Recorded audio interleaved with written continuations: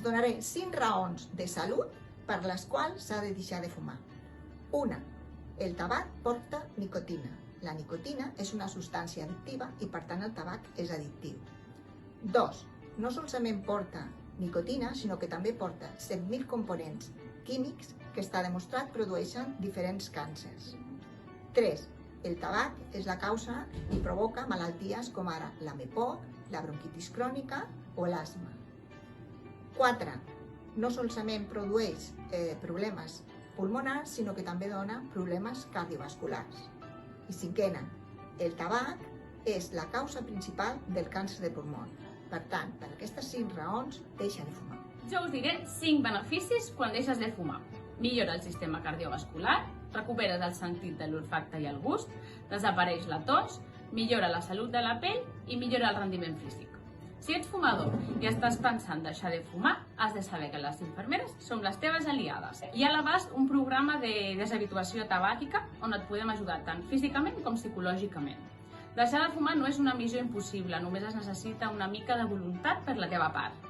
Deixar de fumar és el millor que et pot passar per la teva salut i la teva butxaca. Som-hi que tu pots! Doncs no hi ha cap nivell segur d'exposició al fum ambiental del tabac. Si fumeu, millor que no fumeu dins de casa, si heu de fer al balcó, a la terrassa amb les portes ben tancades. Al cotxe és important no fumar, perquè totes les partícules queden a la roba, als seients, i intentar no fumar als llocs públics sempre que hi hagi davant un nadó. La llei diu que no es pot fumar en parcs infantils i en zones de llocs que estiguin acotades. El tabaquisme es relaciona amb una llarga llista de malalties, entre elles diverses que repercuteixen a la salut oral, com l'afectació en la cicatrització de ferides en la boca, la producció del mal alè o un augment del risc de sofrir periodontitis de 5 a 20 vegades major enfront a persones no fumadores.